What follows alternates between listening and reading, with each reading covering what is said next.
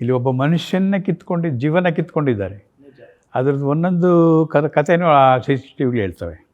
ಮನುಷ್ಯ ಇರೋದು ಬೇಕಾಗಿಲ್ಲ. There is some faculty in place. ಆ ಫ್ಯಾಕಲ್ಟಿ ಯಾವುದಲ್ಲಿ? ವಿಟ್ನೆಸ್ ಯಾವುದು? CCTVಗೆ ಏನೋ ನಿದ್ದೆ ಬರುತ್ತೇನಾ? ಊಟಕ್ಕೆ ಹೋಗೋಕ್ಕೆ ಏನೋ ಬ್ರೇಕ್ ತಗೊಳ್ತೇನಾ? It is a machine. ಮನುಷ್ಯ ನಿಂತಿದ್ದಾನೆ ಅಂದರೆ ಹೇಳ್ಬೋದು, ಇಲ್ಲ ಆ ಟೈಮಲ್ಲಿ ನೀನು ಅಲ್ಲಿ ಇರಲಿಲ್ಲ, ಊಟದ ಟೈಮು ಊಟಕ್ಕೆ ಹೋಗಿದ್ದೆ, ಅಥವಾ ನೀನು ಆ ಕಡೆ ಇದ್ದೆ ಅಂತ ಹೇಳ್ಬೋದು. ಇವರಿಗೆ ಏನು ಹೇಳೋಕ್ಕಾಗಲ್ಲ. ಫಿಕ್ಸ್ಡ್ CCTV 1 2 3 4 ಅಂತ ನಂಬರ್ ಬೇರೆ ಮಾಡಿರ್ತಾರೆ. ಅದಕ್ಕೊಂದು ಮಾನಿಟ್ರ್ ಇರ್ತದೆ, ಅದಕ್ಕೊಂದು ಹಾರ್ಡ್ ಡಿಸ್ಕ್ ಇರುತ್ತೆ. ಅಲ್ಲಿ ಏನು ನಡ್ಸೋಕ್ಕಾಗಲ್ಲ. ನೀವು may remove the picture but you cannot remove the readings that recorded in the hard disk. ಹೀಗೆ ಅನೇಕ ಸಂದರ್ಭಗಳಲ್ಲಿ ನಾವು ನೋಡ್ಬೋದು. ಇವೆಲ್ಲ ಕೂಡ ಟೆಕ್ನಿಕಲ್ ಎವಿಡೆನ್ಸ್.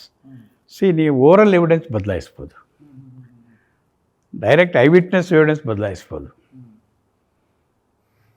ನೀವು ಬೇಕಾದರೆ ಟು ಸಮ್ ಎಕ್ಸ್ಟೆಂಟ್ ಏನು ನಾವು FSL ರಿಪೋರ್ಟ್ ಹೇಳ್ತೀವಲ್ಲ, ಈಗ ನಾವು ಪೋಸ್ಟೆ ಕಾರ್ಡಲ್ಲಿ ನೋಡಿದ್ವಲ್ಲ, ಡಾಕ್ಟ್ರ್ ಒಂದು ರಿಪೋರ್ಟ್ ಕೊಟ್ಟ, ಇನ್ನೊಂದು ಆ ಥರ ಮ್ಯಾನಿಪ್ಯುಲೇಟ್ ಮಾಡ್ಬೋದು ಟು ಸೇವ್ ದಿ ಅಕ್ಯೂಸ್ಡ್.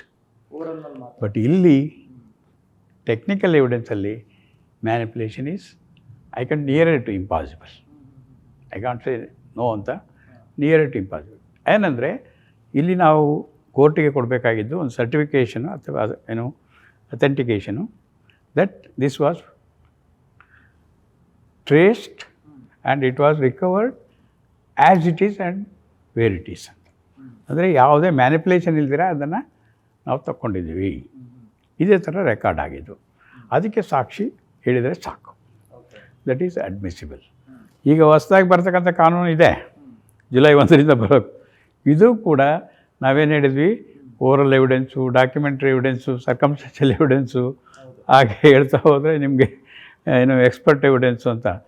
ಹಾಗೆ ಈ ಟೆಕ್ನಿಕಲ್ ಎವಿಡೆನ್ಸ್ ಆ್ಯಸ್ ಸಚ್ ಅದಕ್ಕೇನು ಕರಾಬರೇಷನ್ ಬೇಕಾಗಿಲ್ಲ, ಆ್ಯಸ್ ಸಚ್ ಈಸ್ ಅಡ್ಮಿಸಿಬಲ್ ಅಂತ ಬರ್ತದೆ. ಅದೊಂದು ಬದಲಾವಣೆ ಈಗ ಹೊಸದಾಗಿ ಬರ್ತದೆ. ಅದಾದರೆ ಈ ಪೊಲೀಸ್ ಆಫೀಸರ್ಸ್ಗೆ ಇನ್ನೂ ಈಸಿ ಆಗುತ್ತೆ. ನಮಗಾದರೆ ಅದು ಸ್ವಲ್ಪ ಕಷ್ಟ ಇತ್ತು ಆಗಿನ ಕಾಲದಲ್ಲಿ. ಇನ್ನು ಜುಲೈ 1 ಯಾರು ಅದಕ್ಕೆ ಹಿಂದೆ 30ನೇ ತಾರೀಕುವರೆಗೂ ಯಾರು ಅಫೆನ್ಸ್ ಮಾಡ್ತಾನೆ ಅವನಿಗೆ ಅದು ಅಪ್ಲೈ ಆಗೋಲ್ಲ. 1ನೇ ತಾರೀಕಿಂದ ಮಾಡಿದರೆ ಅವ್ರಿಗೆ ಅಪ್ಲೈ ಆಗುತ್ತೆ.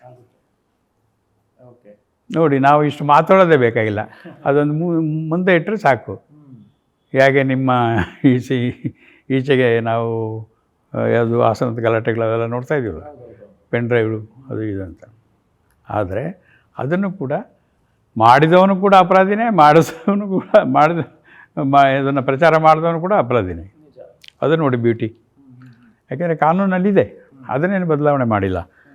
ಸೊ ಹೀಗೆ ಹೋದರೆ ಮುಂದಿನ ದಿನಗಳಲ್ಲಿ ತನಿಖೆ ಪೊಲೀಸ್ ಆಫೀಸರ್ಸ್ಗೆ ಜಾಸ್ತಿ ಸೌಲಭ್ಯ ಕಲ್ಪಿಸಿಕೊಟ್ಟಿದ್ದಾರೆ. ಅವರು ಕಲೆಕ್ಟ್ ಮಾಡಿದ್ದಕ್ಕೆ ಸಾಕ್ಷಿ ಕಲೆಕ್ಟ್ ಮಾಡಿದ್ದನ್ನು ನಂಬುವಂತೆ ಭಾಳಷ್ಟು ಇದ್ದಾವೆ. ಗ್ಯಾರಂಟಿ ನ್ಯೂಸ್, ಸುದ್ದಿ ಖಚಿತ, ನ್ಯಾಯ ನಿಶ್ಚಿತ.